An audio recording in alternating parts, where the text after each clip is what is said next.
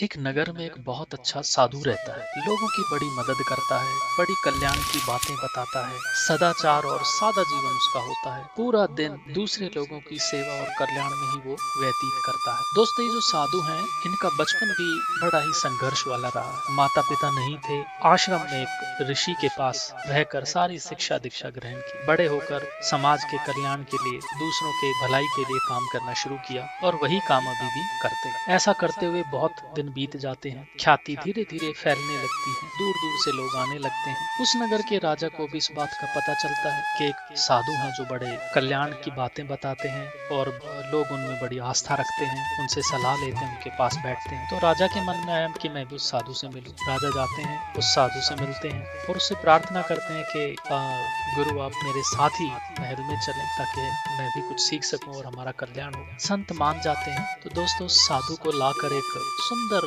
भवन में रखा जाता है। उनके आराम की सारी चीजें उन्हें उपलब्ध करा दी जाती हैं और वो बड़े ज्ञान की बातें, राज्य को किस तरीके से बेहतर बना, इस तरीके की बातें राजा को बताते हैं। उनका प्रवचन सुनते हैं। सबको बड़ा आनंद आता है। समय बीतता जाता है। अब जो साधु कुटिया में रहा करता था, उसको अलग अलग तरीके के भोग और विलास की चीजें धीरे धीरे मिलने लगती हैं। समय पर खाना, अलग अलग प्रकार के व्यंजन, सोने के लिए नरम और मुलायम बिस्तर, टहलने के लिए बहुत ही सुंदर बगीचा, और इस तरीके से समय बीतता जाता है। एक समय आता है कि साधु का भोजन मन पसंद का नहीं होता, तो शिकायत करते हैं राजा से कि आज भोजन में ये कमी है। कमी को दूर किया जाता है। समय पर भोजन, समय पर अच्छे वस्त्र, सब मिलने लगता है। एक बार साधु के मन में इच्छा आती है और राजा को बोलते हैं कि वो रानी के साथ रहना चाहते हैं। रानी को मांग लेते हैं राजा से। राजा कहते हैं कि ठीक है, आपकी सेवा में हम रानी को अर्पित कर देते हैं और भवन में रानी के साथ ऋषि को रखा जाता है। जब रानी से मिलने ये साधु आते हैं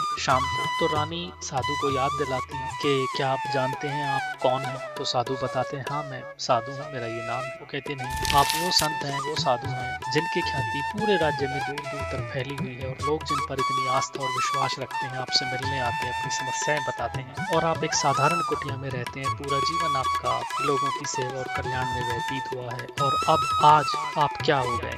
आप भोग और विलास में इतने डूब चुके हैं कि आप अपना धर्म भूल गए। आपने राजा से मुझे मांग लिया है। आप जरा रुक कर सोचिए कि आप किस दिशा में जा रहे हैं। दोस्तों, जब ये बात रानी उस साधु को याद दिलाती है तो उनकी आंखें खुल जाती हैं और उनको साफ साफ दिखाई देता है कि वो किस प्रकार से धीरे धीरे अपने रास्ते से भटक गए और एक गलत दिशा में पूरी तरीके से चल पड़े। उनको एहसास होता है कि जो बातें वो दुनिया को बताया करते थे कि मनुष्य की बर्बादी के 4 कारण हैं, इच्छा, वासना, क्रोध और लालच, वो चारों ने साधु को समय ही फंसा दिया और वो बुरे तरीके से इसमें जकड़ चुके हैं। इसके बाद साधु तुरंत निर्णय करते हैं कि वो महल में और नहीं रहेंगे और वापस अपनी कुटिया में रहकर ही लोगों की सेवा करेंगे। तो दोस्तों, इस तरीके से वो वापस अपनी कुटिया में जाकर रहते हैं और लोगों को बताते हैं कि हमेशा हमें इच्छाओं पर नियंत्रण रखना चाहिए। इच्छा किसी की भी हो, किसी भी उम्र में हो, किसी भी परिस्थिति में हो, वो सदैव बढ़ती रहती है और अनियंत्रित हो जाती है। इसलिए इच्छाओं पर नियंत्रण होना बहुत जरूरी है। नंबर 2, वासना। जब हम इच्छा करते हैं तो इच्छा से वासना उत्पन्न हो जाती है। स्त्री को पाने के लिए बड़े बड़े युद्ध हुए हैं, बड़े बड़े पाप हुए हैं और जब वासना पूरी नहीं होती है तो क्रोध भी आ जाता है और क्रोध मनुष्य की बुद्धि और विवेक को खा जाता है। और फिर चौथे नंबर पर है लालच।